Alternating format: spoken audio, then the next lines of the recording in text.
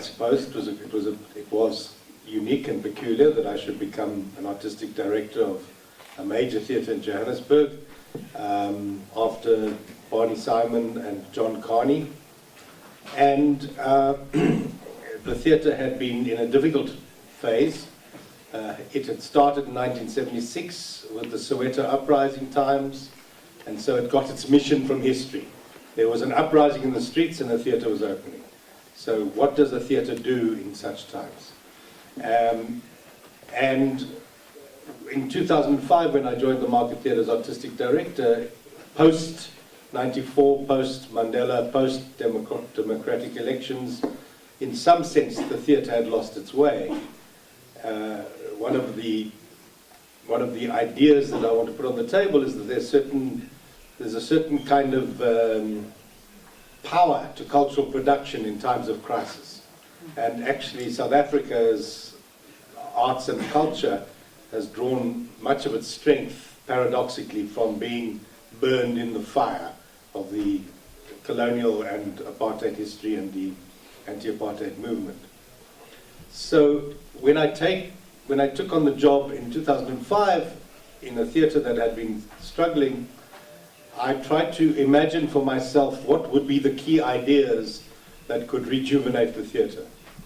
And the very first key idea has been in the theatre from the beginning, and that is the notion of social engagement. A theatre and an art and a culture that is not socially engaged is unlikely to sustain itself, is the theory. Now, of course, there are many, everything, I think we have to say today, everything we say is provisional, everything we say is to provoke a conversation, and everything we say is at least 50% lies. And that's the complication. In the case of AFTA, there are two very strong key ideas for the creative work of AFTA. One of them is the notion of conceptual relevance, and the other is the notion of emotional relevance, which is very much a similar idea. How to make your work talk back to a society in crisis. Okay, so just to go into the little bit of biography from my side. Yeah, I was born in Johannesburg and I grew up on the theatre that Malcolm's talking about. We didn't have television till well into the 70s. So television, audiovisual in that sense was not part of my background. That shows my age, okay. So looking at that, and as a white South African in the apartheid times, I was very involved in what was going on, and then I left the country for 18 years. And it was through that experience that I got to understand what culture means in actual fact. Through being involved in Europe's multiculturalism, funnily enough. So when I came back to South Africa, it gave me, shall I say, another perspective, a way of looking at my culture within that, what it meant for me to be a South African, within the mixture that we are, and what the cultures I was involved in and the value of those in a different kind of way. And I thought that was interesting that I had to go out to come back in again and to look at that. And I think when we talk about exchange, that's often what we're looking at is how do I understand myself through the eyes of the other? And I suppose that was a little bit of my experience. I came back into South Africa having started my journey in film in Europe. And I came back in and was propelled into new developments within the South African environment, where the Ministry of Arts and Culture set up what is our CNC of South Africa, the National Film and Video Foundation. And I became a member of the founding board and then moved into the organization, primarily heading up training and development. And one of our big questions was, and still is, what is a South African film? So the identity, is there such a thing? Of course we think there are many South African films, and there is no such thing as a South African film exclusively in one form or another. So I think that has also been a challenge which people are trying to sort of say, what is going to be our iconic South African film that's going to really put us on the map? Do we know? We don't. we have had many versions of. We still struggle through the many versions of, and I think that's what we're going to be talking about now. It's that conversation. So we've had an insight already into, I think, the first big question, which is how to balance what we'll call tradition and modernity. I think it's everywhere, this question, but in particular in the African context, it's a very serious question for us. I have my own personal views. I think that, and as we unfold this argument, we'll see that my tendency is to believe that you cannot embrace either the one or the other. There has to be a relationship, but it cannot be artificial, and it cannot be idealized. And unfortunately, I think a lot of the failing of certain kinds of arts and culture, theatre and film in South Africa is when there's an uncritical embrace of tradition. And that's obviously a big challenge for African cinema, because we know there's a need to address our colonial histories, address our various complex struggles, and we've already heard that we try to find our way to the future by digging ever deeper into the past. The question is, which past, under what conditions? Is it a uniform past? Is it a homogeneous past? Is it an idealistic past, or is it a past just as full of conflict as anything we experience today? So that's the first big debate. And perhaps an example of a film that has recently been produced in South Africa is of a film that has tried to show that these two elements can be fused, can be understood as one not being better than the other. Ella Luwani is a vendor film, the first vendor film, which is an area of South Africa, in the northern part of South Africa, and it was directed by Nchaveni Waluruli, and it's based on a book written by a vendor writer who was really trying to show how education can change women's lives. However, the film is an interesting, and unfortunately I don't have an extract here to show you, but you almost have to watch most of it to get a feel of this film and where the director was taking it. He's tried to expose vendor culture. It's the story of a young girl who's had her university education, is deeply in love, is coming back to introduce her partner to her family before they travel internationally to realize their lives. However, her family, who's really embedded in tradition, has a different idea for her and marries her off to the king. And many things and secrets unfold. And the director doesn't give us all the answers, and it's rather a fascinating look at the role of women in this society, and really controversial in its way. So there's still a question around how does he succeed to bridge tradition and modernity through this film. It has won many prizes, but it hasn't had a success at the box office at all. But it's an interesting study. I suppose our next big challenge in South Africa, and certainly in the rest of Africa, is what I suppose we could call the urban-rural divide. And I'm born in Johannesburg, lived pretty much all of my life in Johannesburg, one of the monstrous cities of the African continent. And there's obviously a tendency to have a relationship to the rural in South Africa that is often to marginalize the rural. And in other parts of Africa, I suspect it's the other way around. So I have no real thoughts on this other than we have to embrace the idea that this is one of the big challenges for us. Which world are we portraying, under what conditions? And I suppose the fear that I feel the most is that if we make an abstract cinema which is dedicated to an abstract idea, it will not have a living relationship with its audience. And if we want anything from our arts, culture, theatre and film, it has to have a living relationship with its audience.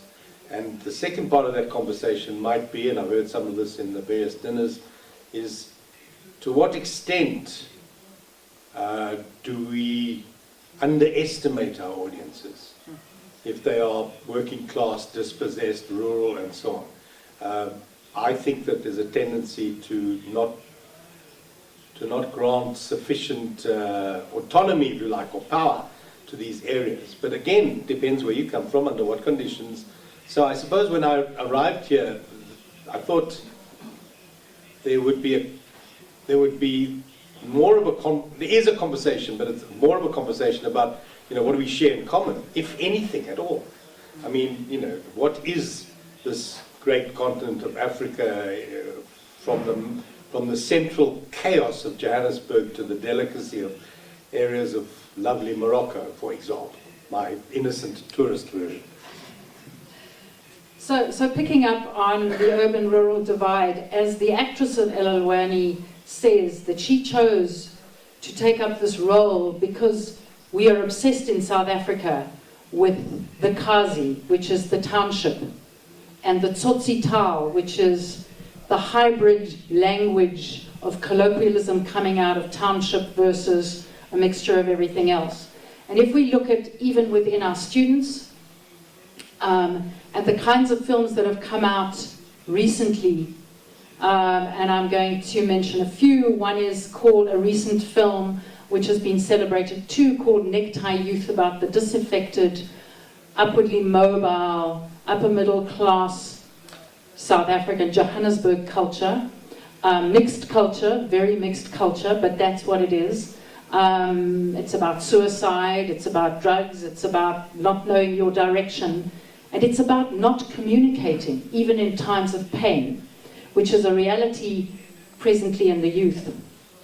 Other films are about gangs, other films are Tini Sonwabile, which is representing South Africa at the Oscars right now, made by an AFTA master's student, is about young girls and sugar daddies in the townships, for example. So I've had the experience with the students in the last couple of years, and particularly last year, interestingly enough, in trying to address their own battle with the urban, rural, and the tradition and modernity. Two of the students, one from a Xhosa tradition and one from a China tradition, the Xhosa girl follows tradition in her family without question. When she goes back in, she's a very urban girl in the city, when she's a student, and she goes back to her family and follows the traditions without question. The other young girl has denied and left every bit of tradition with her mother, gone into a Christian church, and denied that any of that is part of her tradition. And they did a documentary researching for their graduation film on changing their approach. So the Xhosa girl went back in this documentary and questioned and sat with the elders to ask about the traditions and what their meanings were. And it was a huge challenge, firstly for her to be on film and for her to ask these questions in a film. And the other girl went back and was part of a traditional dance and ceremony with the slaughtering of a beast that she had never participated in, as a way of finding out about something of her heritage. It was quite a testing time for these two young girls, which then contributed to the film that they finally made for their graduation project. And again, my experience, innocent, when I knew these young girls working in AFTA as students and also helping with administration, I couldn't imagine anybody more urbane, more urban, more city. And then in the documentary, it was revealed how close the relationship is with tradition. So this very interesting dynamic of how close a certain experience is and yet how seemingly far away is one of the challenges. And it's the same in another way with many of our students around the question of their class position. Even though they are now urban, their cell phones are locked to the ear, they're driving motor cars, you scratch and they're very, very close to the maids and the workers and the unemployed. And it's that set of conditions that I think is very challenging but also very fruitful and interesting for us in South Africa at the moment. And in fact, we have a student uprising as we speak, which hasn't stopped, although it's taking turns that are sometimes very destructive at the moment. It was very unified, very much like a sort of mini Arab Spring, very much driven by cell phone communication, very, very disciplined. But now, of course, it's in its next phase. It's beginning to eat itself. There, that's it. Oh, sorry. Industrial. So now we've heard already at the end of our previous speaker about the question of the, what let's call it the challenge of the postmodern, that phrase which in itself can't even name itself. It doesn't know what it is, so it has to name itself only in relation to the modern, which is curious in itself. But we are in an industrial wasteland. We are living in the 21st century, and when I say we, I mean we in Johannesburg. And I suppose when I say a wasteland, I actually mean that as a positive thing. It's a kind of an energy driven by land and waste, damage, destruction, challenge, but also, therefore, a great and very thought-through battle for freedom. And all of those things have influenced us in South Africa in a way that I'm very proud of. So let's start by talking about some of the other principles that are emerging from our own constitution. So we had this negotiated revolution, and as I said in another forum, it was curious and interesting. There were a couple of things that were very important to it. One was we were so lucky that P.W. Botha had a stroke. So bless the gods who gave him a stroke, because he was then removed from the power. De Klerk came to power, and de Klerk is a lawyer. And even though he was quite conservative in the period up to the negotiation, he had this sense of legal mind, which I think is very important to the conversation, because even though he was an apartheid monster, and he had been very destructive in his time, there was something about the way in which he embraced law which connected him to Nelson Mandela, who was also a lawyer.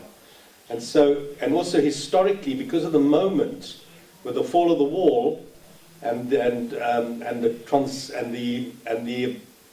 transitional landscape, we were able to negotiate an extraordinary constitution. So, as some of you know, and I'm sure you do, freedom of expression, freedom of the right to associate, freedom to have labour law, freedom for trade unions.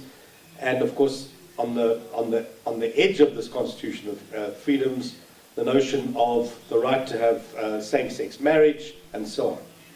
And I worked at the Market Theatre, tried to use the constitution as my source, because obviously when you're making pieces of work for a public, you're going to get challenged. How can you give that expression? How can you say that? So I was constantly using the constitution as my reference for myself in a way to defend my space of freedom. And from the Constitution, we of course get the other notion, which is no right is absolute. So all rights are contained by other rights. So again, I used to, for myself and for the project, used to talk about the balance of rights in my own mind. And one of the rights would be the balance of freedom of expression against nation building. How do you create one nation out of such disparate elements? And yet, how do you keep the right to have the freedom of expression, to give expression to anything pretty much you want to? The other point was getting a balance between nation building, which is a complicated notion. It's linked to what we'll call right-wing patriotism sometimes. How do you keep nation building on the agenda, but balance it with critical consciousness? And I said this again last time, but it's very important for me. Because critical consciousness is what art and culture and film and theatre can do. It can challenge the status quo. It must challenge the status quo. But it can't do it in a completely free zone. It must be balanced in some way by a certain level of responsibility. A responsibility, if nothing else, to the revolution, or a responsibility to the building of society. So those were some of the kind of arguments I was having in my head that I believe were very important to the development of the Market Theatre, and also, of course, part of the conversation for South Africa as it attempts to continue to invent itself in its image systems and its cinema. I suppose, and this comes to a point that we had sort of later on, but talking about the freedoms and freedom of expression, it's a very critical point for us right now because there is a bill out which is challenging the freedom of expression and the freedom of the media.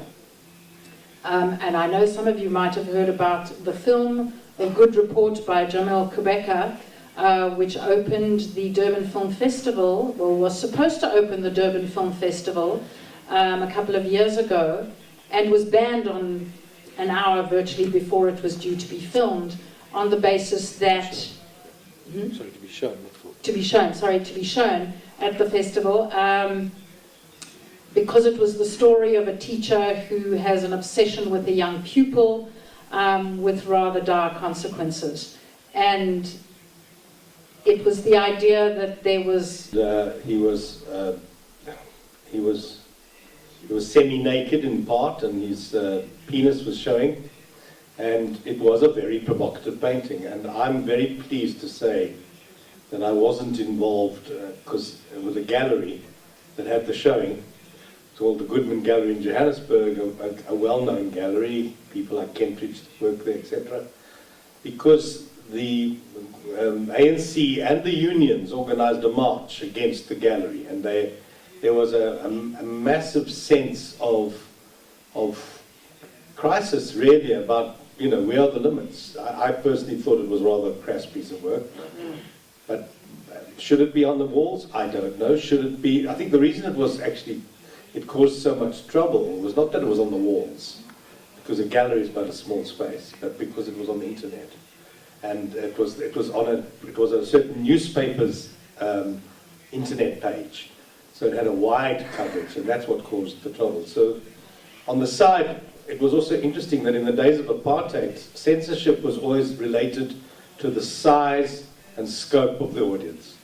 So we had a few bannings, for example, of a very peculiar type. There was one play that was banned as follows.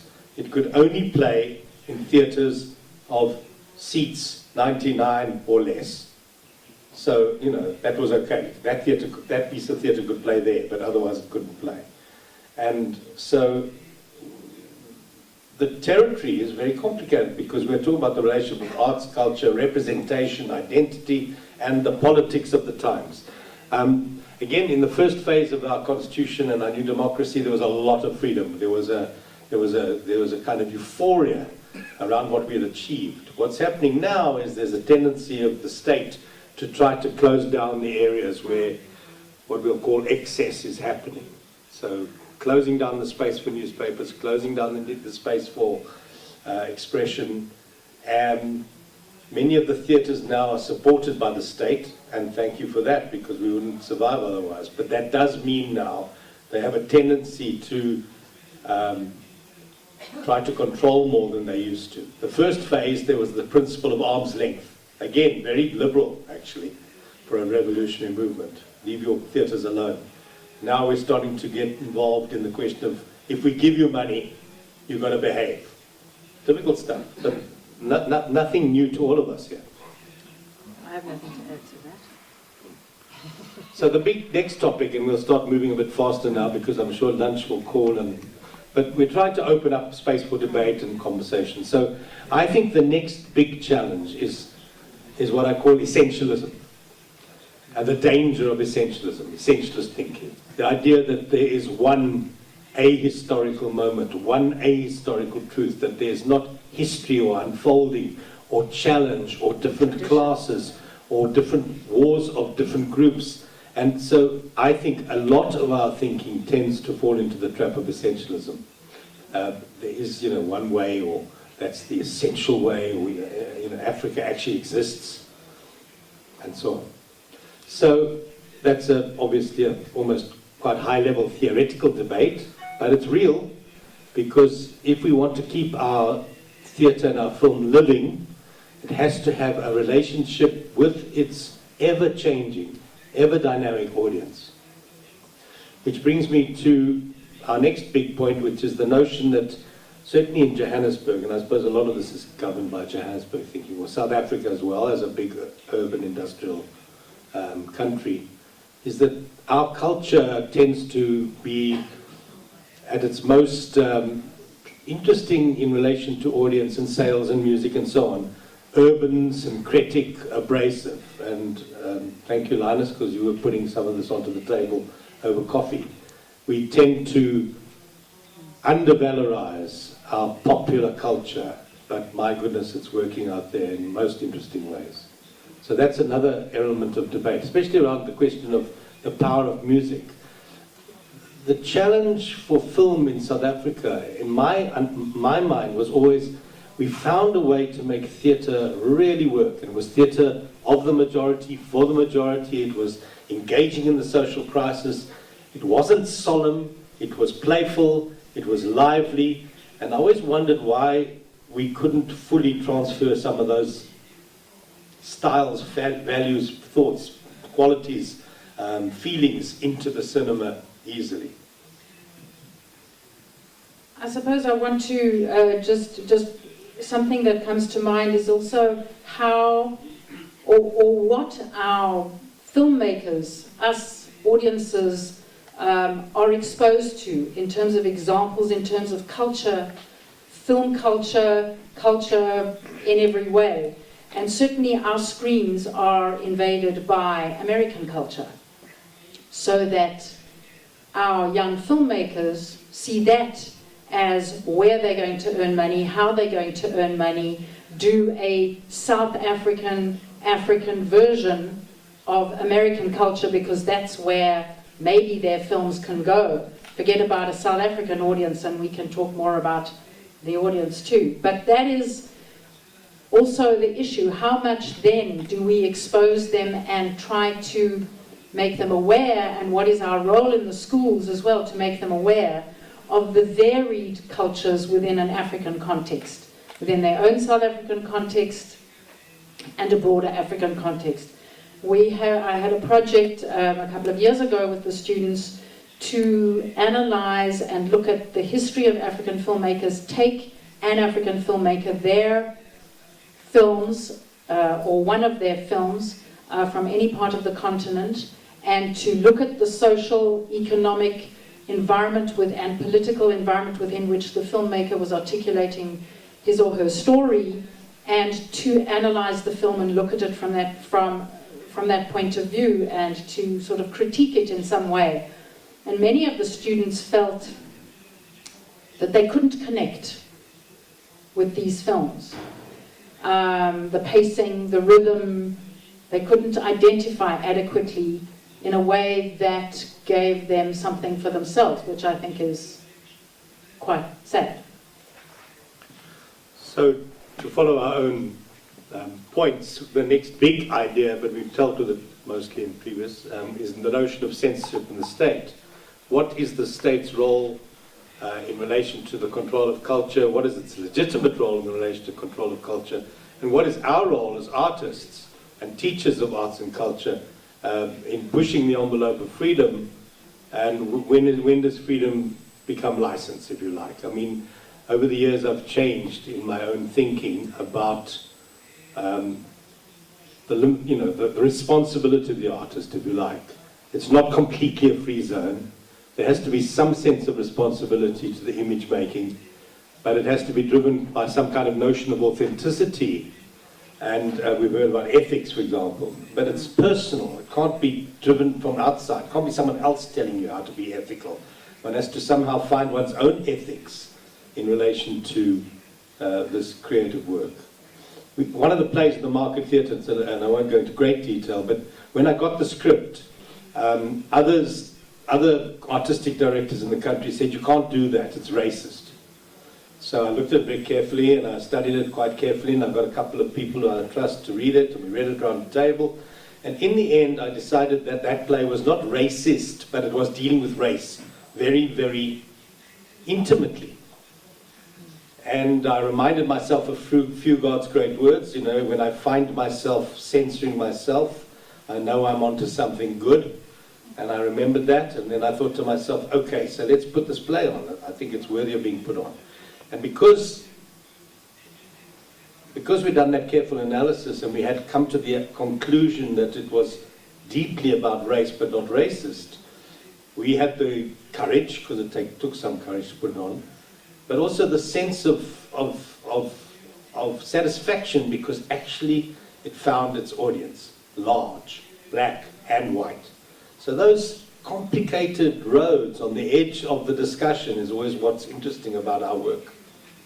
So the obvious other big question is, so we have authors, we have ownership, we have producers, we have schools.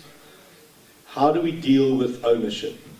And who has the right of ownership over this work, both literally but also morally? And how do we help our students to understand how they enrich their own point of view, even as we guide them through their learning?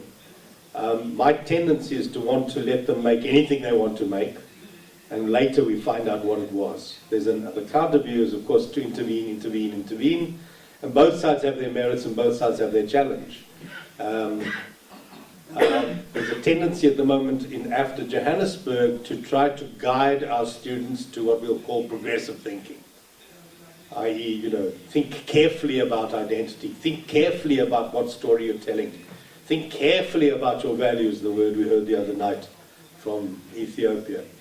And I think, again, it's a tension between freedom to fail, freedom to give expression to whatever you want to give expression to, because it's your expression, versus guiding into clarity. My tendency on the whole is to think it's somewhere in the middle, that a student presents something, your task as a teacher is to try and help them to clarify what they want to present, rather than tell them how it should be presented. Yeah, I mean, I think too, the question in South Africa has frequently been, who has the right to tell whose story? And within our South African context, that is a very tricky issue. Does a white filmmaker have the right to tell a story, a black story, an African story, a South African black story, and vice versa? We believe yes, but that's a question. Who is it for? What are you saying? What is the voice you are portraying? When I was being provocative at the Market Theatre, whenever that question cropped up, which it did probably every day, I used to say, yes, of course, whites can't represent blacks, and certainly women cannot write male characters.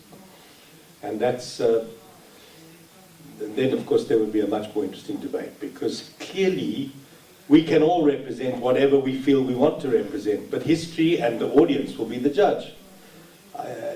And I say this because I spent 15, 20 years of my life running a theatre company, committed to the principles and dedicated to non-racialism. It was a collective. It was very much about telling black stories about urban Johannesburg, and it's now a national network for high schools. Then we have the right. We earn our right by audience response, in a sense. Well, no, that's a provocative sort of idea. So my last point, our last point, okay, before we get to our last point.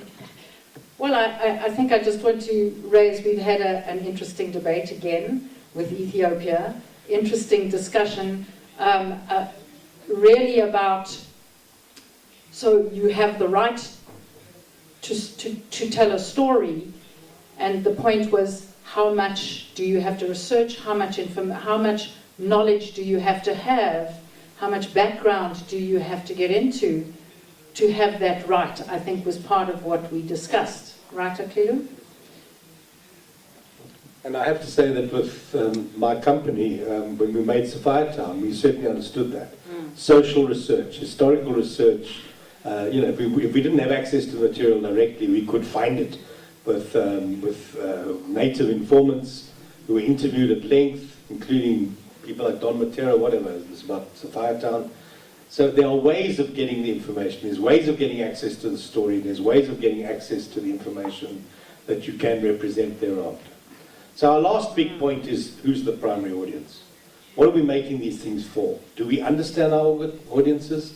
In AFTA, there's a huge emphasis on the target audience and on understanding you're not just making something in a vacuum. You have to analyze your audience. You have to know what you're making your work for, under what conditions. And this is also complicated because actually one of our biggest audiences for cinema is Afrikaans. In other words, traditional white nationalists of the past continue to assert the right to have this tradition and have an audience for it, in which case we make films for them. That's what happens. And that's, I think... I'm going to add, I'm just going to add on, our broadcaster, you know, part of the regulations of the broadcaster is representation, linguistic representation particularly. So we have in our public broadcaster this notion of developing programs, particularly for certain linguistic groups, some particularly making sure that there's representation for more marginalized linguistic groups, and making programs specifically for this orientation linguistically. However, what has changed now, and I think I raised it the other day, is that we're now moving to increase the audience by mixing languages in any television program. So there is a diversity of language, people speaking them in different, within the context, which in fact represents our city. It represents our urban living. It represents South Africa, really, apart from deep rural areas. So more and more in reaching the wider audience, there is not even a linguistic purity, which has its problems, but at the same time, so how does that represent culturally, not just linguistically, how does that come across culturally in terms of representation? It becomes a mixture along the way. Yeah. Oh yes, we're going to... So we'd like to, that's at the end of our formal presentation, we would like to show you a tiny clip of one of our successful after-student projects, and then we'll be open for all the reasons why we've told you nonsense. Okay? So we're just going to show a short piece. So we're going to show a short piece of a fourth-year film that was called, a fourth-year honours film that was called Kanye Kanye. 24-minute film, we won't show you the whole film. And this film went and represented at the Oscars, student Oscars, and came in the top 9. But it's interesting in its representation of the divide and an analysis of the divide, talking about our cultural divide in the country and political divide of the past. So, yeah. Oui, merci beaucoup. Moi, j'ai suivi avec beaucoup d'attention les exposés qui ont été présentés ce matin. Je l'ai fait d'autant plus que j'estime que chaque peuple a besoin de s'affirmer. On ne peut s'affirmer que par sa culture. C'est donc par la culture que chaque peuple s'exprime sur un marché très vaste. Et vous verrez qu'aujourd'hui, nos cultures sont envahies par d'autres cultures. Au point où aujourd'hui, les Africains ne sont plus dans leur culture, mais ils ne sont pas non plus dans la culture des autres. Ils sont dans une situation hybride. Et dans une situation hybride, on ne peut jamais se développer. Si les Chinois ont pu se développer, c'est parce qu'ils ont tiré de leur culture le ressort de leur développement. Et c'est ainsi qu'ils ont pu marquer une certaine identité. Je pense que le cinéma africain aujourd'hui a besoin d'affirmer son identité. Et l'exemple que je cite le mieux, c'est Il est éloigné. Il est éloigné est un film dans lequel vous ne verrez aucun symbole de l'Europe, de l'Asie, des États-Unis. Il y a le symbole, tout ce qu'il y a dedans reflète le genre de vie de la société sud-africaine. Il a la culture africaine. J'en suis très heureux. Si vous prenez également le film Hélène de Sullivan Cissé, c'est la même chose. on ne retrouve que les symboles de la culture africaine. Dans ces conditions, comment faire dans nos écoles pour que déjà là, on enseigne aux étudiants, réalisateurs, qu'ils doivent être les porte-flambeaux de la culture africaine. Et quand on parle de culture africaine, c'est quoi?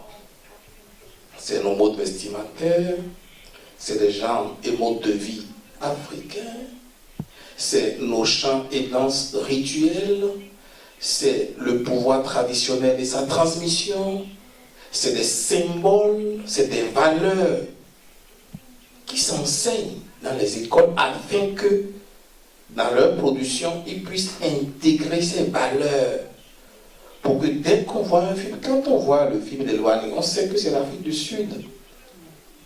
Et si ce film est ainsi compris, je passe sous le contrôle de M. Gaston Kaboré qui a dit que lorsque quelqu'un s'est exprimé et se fait comprendre par son environnement immédiat, il a l'assurance qu'il a déjà compris le pas universel. Mais c'est cela justement le symbole de la culture.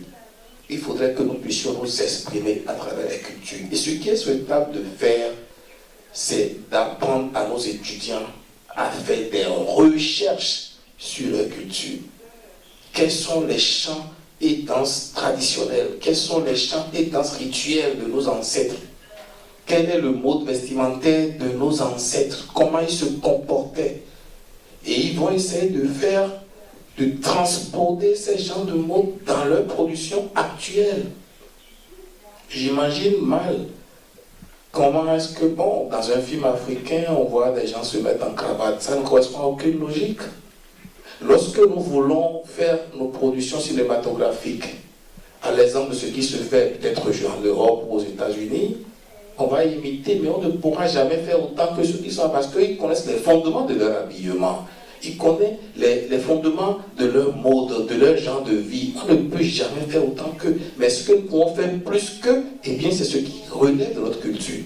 Donc, je pense que de ce point de vue, il est totalement important que nous puissions, dans notre enseignement, beaucoup insister sur la dimension culturelle. Et ainsi, nous allons commencer par cultiver une certaine identité du cinéma africain. Et ce n'est que dans ces conditions que notre culture, ou du moins nos cultures, pourront influencer véritablement nos cinémas. Je vous remercie. Je pense que pour parler de culture, il y a une question fondamentale qu'il faut poser en premier lieu. Qu'est-ce qui nous éduque notre culture? Plus on évolue dans le temps, plus on a moins de films identitaires. Et de là, on doit se poser la question. Plus on évolue, plus on perd notre culture. Comment arriver à pérenniser notre culture aujourd'hui? Et c'est dommage, mais en Côte d'Ivoire, on se fait éduquer par la télévision, les films indiens et les telenovelas. Et aujourd'hui, en général, en Afrique, notre éducation est plus axée sur Internet. On prend ce que Internet nous donne, on prend ce que Facebook nous donne. Et c'est de là que notre culture est en train de se perdre. Donc comment arriver, la question que je me posais, c'est comment arriver à pérenniser notre culture afin que nous ne puissions pas perdre ce que nous avons avant et arriver à faire la promotion de notre culture. I wanted to put a transatlantic spin on this, and also in terms of intercultural engagement. So when you talk about audiences and you talk about Hollywood, so that's a very important question. Now, I think for most of the world, they always see this on the defensive. So it's always like, let's protect our markets, and I don't think you can win a battle on the defensive. You have to go on the offensive. And so also to see the great opportunity of the American market. So in terms of South Africa, there was almost a genre of cinema that was about apartheid. You know, with Denzel Washington playing Biko, which was a watershed moment. It really helped launch that wave of anti-apartheid movement in the United States. It was a very historically significant event And I remember going to see the movie and crying and all that. So, but then it became, you know, and they were all American films. In terms of Europe, but particularly Africa, because of the African American population, so you have a diaspora that would be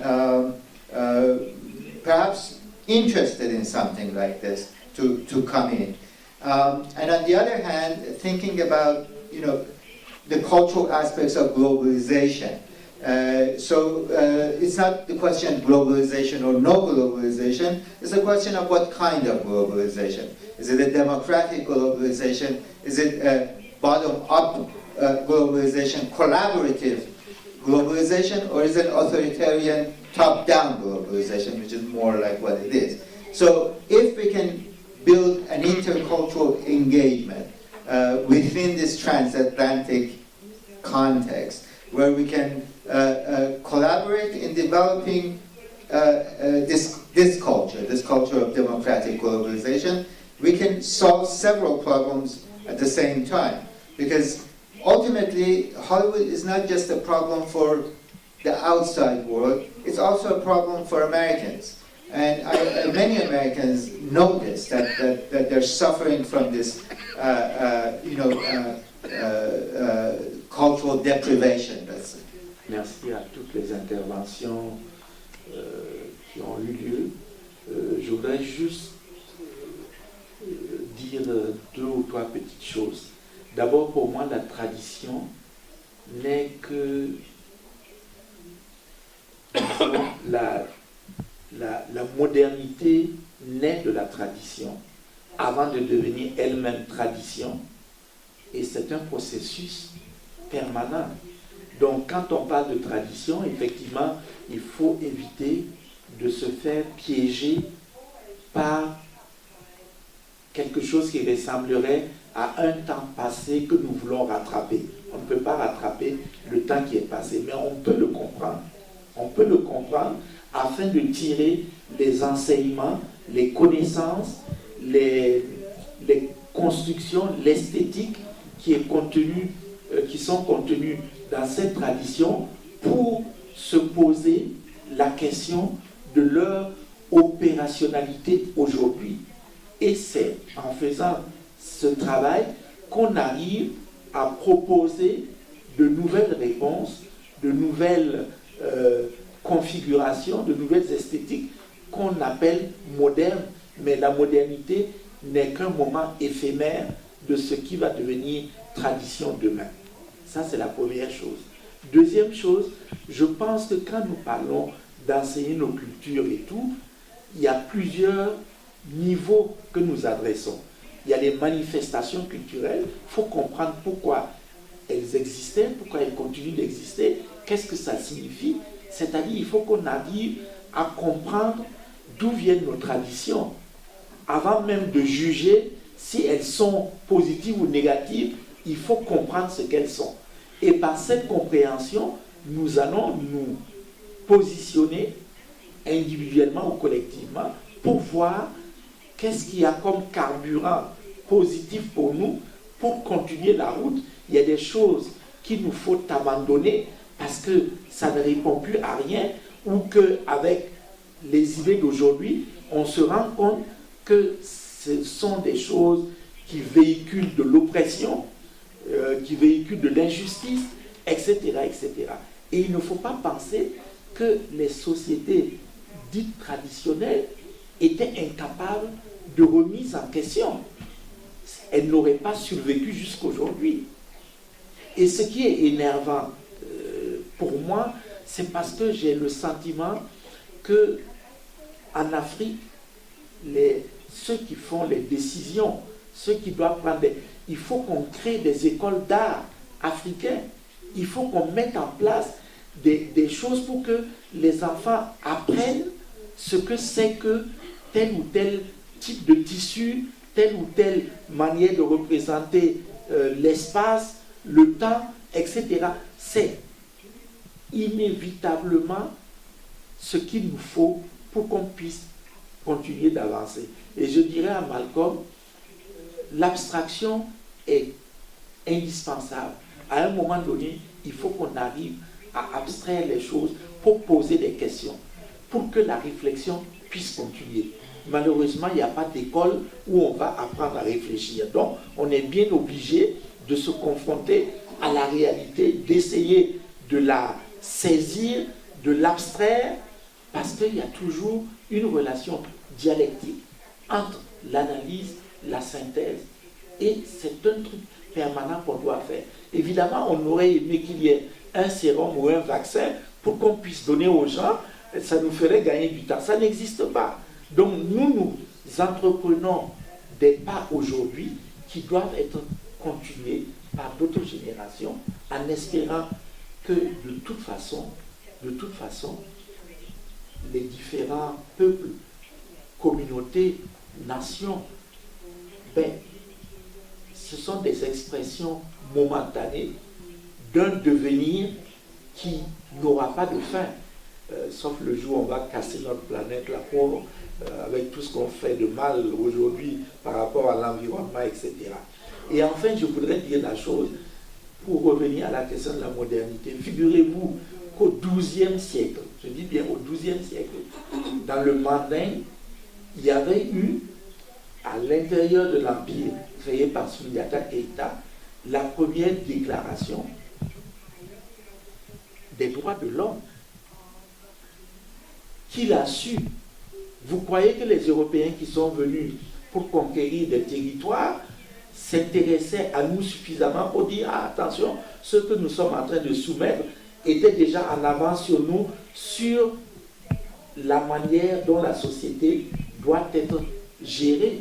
Mais la charte du Mandé existait depuis le XIIe siècle.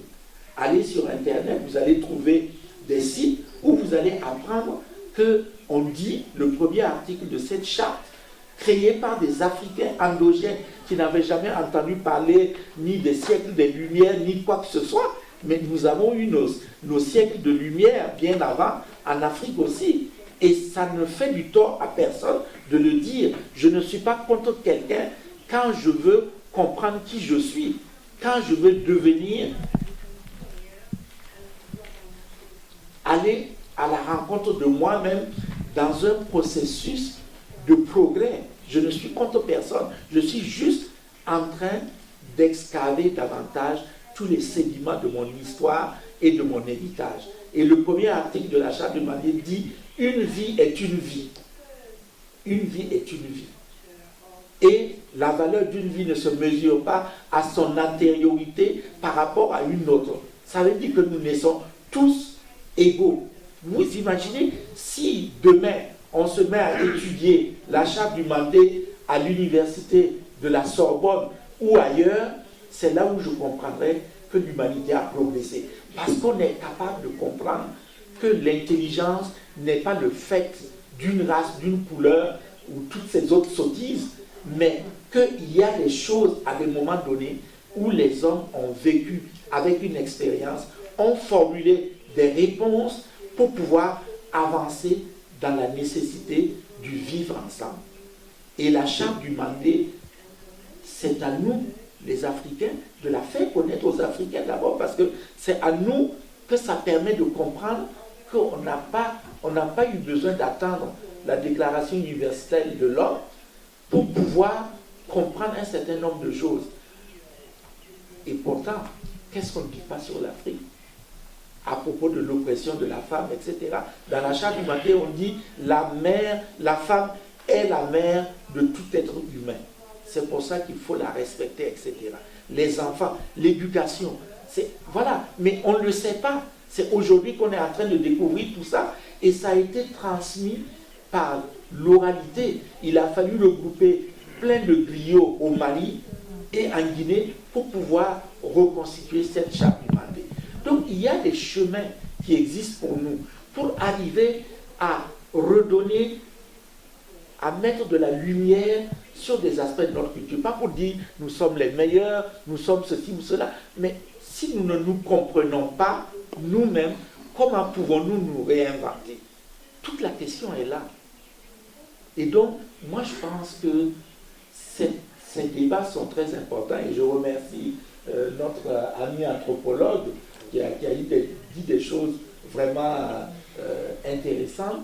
Et je crois que c'est aussi comment la transversalité entre toutes les disciplines va de mieux en mieux se réaliser. C'est ça qui va permettre au cinéma, par exemple, de puiser beaucoup de choses pour pouvoir continuer d'avancer.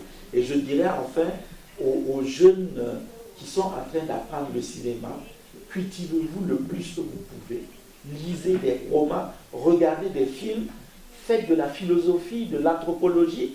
Ce n'est pas pour remplir votre tête à éclater, non, c'est pour aider votre tête à prendre la forme qu'il faut pour pouvoir avancer avec toutes vos contradictions, toutes vos richesses, tous vos doutes, toutes vos interrogations. Mais c'est comme ça, un individu, ça se fabrique au fur et à mesure, mais on a besoin d'être actif. Si on s'assoit, on ne va nulle part. Et c'est cette activation de la réflexion, moi j'appelle à ça, et il se trouve que nous avons des écoles, nous devons faire ce premier travail-là. J'aimerais bien un peu intervenir sur la question de l'universalité, un peu sur les notions de culture africaine dont on parle depuis tout à l'heure. Pour parler d'universalité, je parle du concept de Césaire, qui disait que être universel, c'est d'abord s'accepter. S'accepter en tant que noir, s'accepter en tant qu'Africain, s'accepter en tant qu'individu d'une société qui elle-même fait partie d'un ensemble qui est ce monde. Et je pense qu'en parlant de cinéma, en parlant d'école de cinéma, on ne peut pas forcément limiter l'étudiant à ce qu'on l'enseigne à l'école, parce qu'il y a son vécu, il y a l'éducation qu'on lui a inculquée, mais il y a également sa quête personnelle. Sur cette quête personnelle, je pense que toute la différence, c'est là où on peut le retrouver. La différence, pour moi, c'est la rencontre entre l'univers intérieur de la personne qui écrit, de la personne qui a envie de tenir un propos par rapport à une histoire donnée ou par rapport à une vision donnée. Et c'est cette rencontre entre cet univers intérieur et l'univers extérieur qui est tout ce qu'il voit autour de lui. Et tout à l'heure, il y a un des intervenants qui disait qu'il est important qu'on parle de nos cultures, de nos valeurs.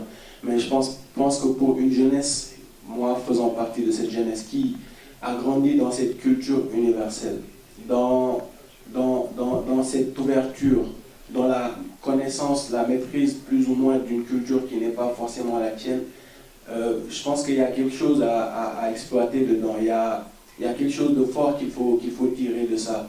C'est comment voir cette culture en fonction de ta propre culture et comment aussi voir ta culture par rapport à la culture de l'autre. Et essayer de trouver une sorte de compromis, de consensus pour aller vers des valeurs humaines. Parce que c'est ça la finalité. C'est l'expérience humaine qui compte pour moi. Et donc, voilà, ce dont mon aîné Gaston disait tout à l'heure sur la connaissance de son histoire, la connaissance du passé qui a régi la civilisation de son peuple et tout, c'est hyper important. Mais encore est-il qu'il nous faut des canaux pour nous orienter dans ça. Nous, on est allé à l'école à l'âge de 5-6 ans. Tout ce qu'on a pris, disons, quasiment 5 ans ou 6 ans de notre vie à apprendre le français, avant de pouvoir apprendre l'anglais, avant de pouvoir du moins apprendre les mathématiques et les autres sciences, avant même de pouvoir apprendre l'histoire, que ce soit l'histoire du monde ou l'histoire de nos peuples. Et donc il faut impérativement que les politiques se disent qu'il y a quelque chose à construire, que l'Afrique a besoin peut-être de se rencontrer, de se retrouver pour pouvoir se réconcilier avec l'histoire de ce monde. Parce que là, il y a un gros problème. L'Afrique a du mal à trouver sa place dans tout ce qui se passe dans ce monde. Peut-être parce qu'on ne lui donne pas l'opportunité, mais peut-être parce que aussi il y a des questions de considération qu'il faut voir. Et donc, voilà, je pense qu'avec le cinéma, il y a moyen de changer les choses, mais je pense qu'il faut qu'il y ait la politique derrière pour bien nous orienter, nous autres qui sommes jeunes. Merci. Je voudrais vous faire part de réflexion de quelqu'un dont le soleil du Sahel a dû brûler une partie de la cervelle, quoi. Donc il faut que vous me compreniez. Pour l'instant, on doit avoir 60 ans. Donc il ne faut pas que vous soyez surpris, quoi, si un certain nombre de choses sortent d'une certaine bouche, quoi.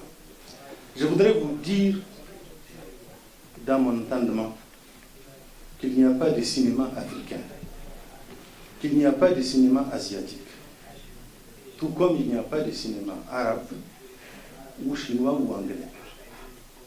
Il y a tout juste ce qu'on peut appeler le cinéma. Et mieux que moi, vous savez ce que c'est cinéma. C'est vrai qu'on a la possibilité d'utiliser les images africaines, les images européennes, les images pour les faire parler. Je sais qu'également, on a la possibilité d'utiliser comme outil des langues. Qu'elles soient africaines ou qu'elles ne soient pas africaines, ce n'est pas ça l'important. Ensuite, pour vous décevoir davantage, je voudrais qu'on revienne sur un certain nombre de choses. Le genre humain, au moins depuis le néolithique, que cet humain se définisse comme africain, ou européen, ou asiatique,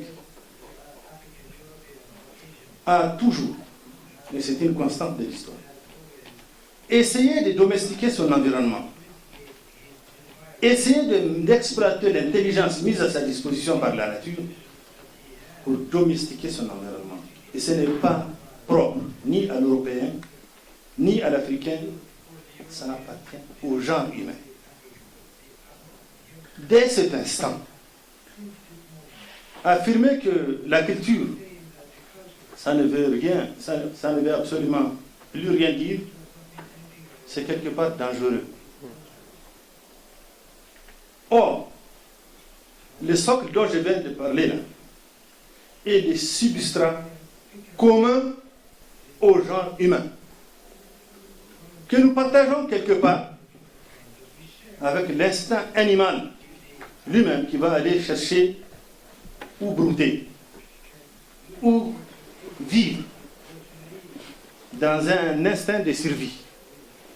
Voilà une chose qui est partagée avec les animaux même et qui ne vaut rien désormais. Si c'était sorti d'une certaine bouche, par exemple d'un historien, d'un journaliste, ça ne m'aurait pas choqué outre mesure. Mais comme c'est sorti de la bouche d'un anthropologue, c'est extrêmement dangereux. Ça me rappelle une certaine dynamique qui a caractérisé l'Afrique.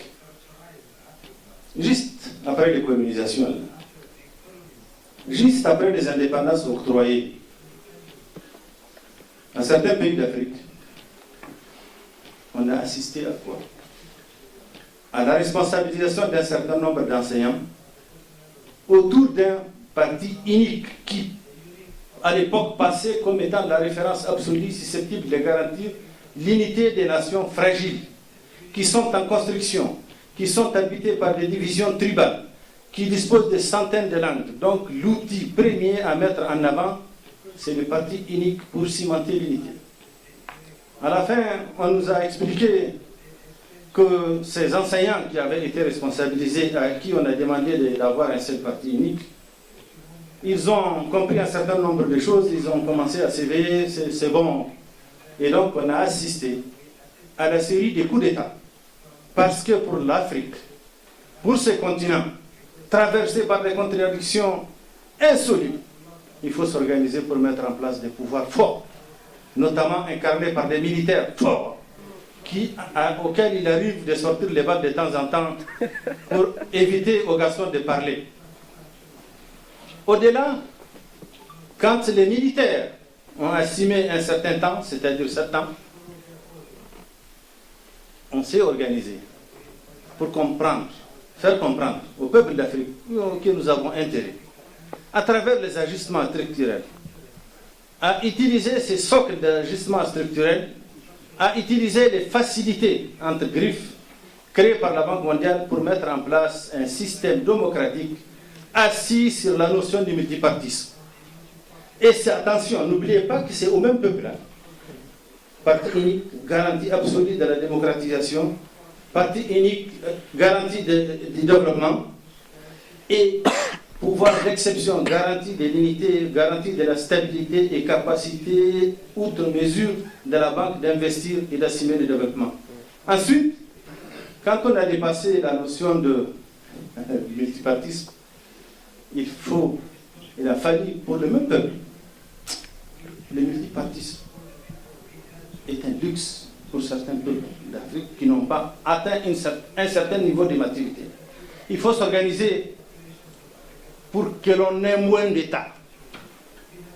Plus de sociétés civiles qu'il faille trouver les moyens de responsabiliser, parce que c'est cette société civile qui est susceptible d'être téléguidée via les réseaux sociaux, qui est capable d'assumer et de promouvoir un certain développement, et qui est capable de jouer un rôle de contre-pouvoir. Bref, ce que je suis en train de dire là, c'est un certain nombre d'idées qui ont été mises en avant depuis le 19e siècle, depuis les théorisations dont on avait parlé, le fonctionnalisme, la structuration, le structuralisme dont vous aviez parlé tout à l'heure. Quand je me rappelle des écrits de Georges Balandier, et que vous me dites, sans rougir, que la culture ne vaut plus rien, vraiment, où est-ce qu'on va? Alors que c'est le socle sur lequel sont assis les humains. Georges Balandier plaidait pour une sociologie dynamique pour l'Afrique, et il était absolument pas culturel. Je ne suis pas en train de vous faire la guerre parce que vous avez déclaré. Je vous dis simplement, ça m'a quelque part choqué, quoi. Si ça sortait de la bouche d'un journaliste, par exemple, comme moi, bon, ça va, ça peut passer, quoi. Mais de notre propre, qui mange dans la culture, qui boit dans la culture, et qui le fait depuis le XVIIe siècle au départ de plus de 250 millions d'humains, qu'ils soient asiatiques, qu'ils soient africains, et qu'ils soient arabes, qui aient pu être colonisés par un certain système qui a incrusté dans les subconscients la conduite à tenir par rapport à ce peuple d'Afrique, dont on est parti jusqu'à assumer les mesures, les mensurations de leurs épaules, de la forme de leur crâne, etc., pour trouver les moyens de percer leur intellect, de les comprendre et de se comporter avec eux de manière à exploiter leur potentiel intellectuel, leur potentiel économique. Il ne faut pas venir nous dire que la culture ne vaut rien. Pour revenir au cinéma, il vous appartient, vous, cinéastes, il vous appartient, vous, professeurs d'école de cinéma, il vous appartient, vous, étudiants en cinéma, de vérifier ce que vous voulez faire avec cet art. Autant il n'y a pas de cinéma africain, autant il n'y a pas de conduite africaine. Quand vous avez votre permis, là, les papiers rouges, là, qu'on utilise pour conduire les véhicules, là, c'est sa nationalité. C'est un outil technique que vous avez entre les mains, que vous avez la possibilité, en commençant, de les mettre à 160 à l'heure, ou conduire avec décence, avec intelligence et lucidité, ne serait-ce que pour éviter d'écraser autrui, de causer préjudice à autrui. Ces outils techniques qui ont été inventés par d'autres sont désormais entre vos mains. Utilisez la philosophie qui est mise en avant. Ce n'est pas un monopole qui est réservé à X ou à Y. Ça, je suis d'accord avec vous. Utilisez ces images, utilisez cette technique, utilisez cette technicité pour faire le message que vous voulez faire passer. Et je vous interdis, vous autres jeunes, je me permets de l'interdire parce que je peux être le père de beaucoup parmi vous, de vous incruster et d'avoir un regard figé dans hier. Hier, comme dirait Gaston, est déjà passé. Votre regard doit être braqué sur votre environnement immédiat. Votre regard doit être en partie braqué sur le devenir. Donnez-vous la mission de fabriquer votre devenir. Donnez-vous la mission d'être le maître de votre destin. Donnez-vous la mission de vous compléter avec les autres. en les percevant non pas comme des supérieurs, non pas comme des inférieurs, mais des éléments qui appartiennent à l'universalité. C'est des humains comme vous, qui se sont organisés et qui ont stocké un certain capital que vous avez la possibilité, capital intellectuel, capital économique, capital financier, que vous avez la possibilité en rapport avec eux, d'utiliser vraiment pour votre propre épanouissement.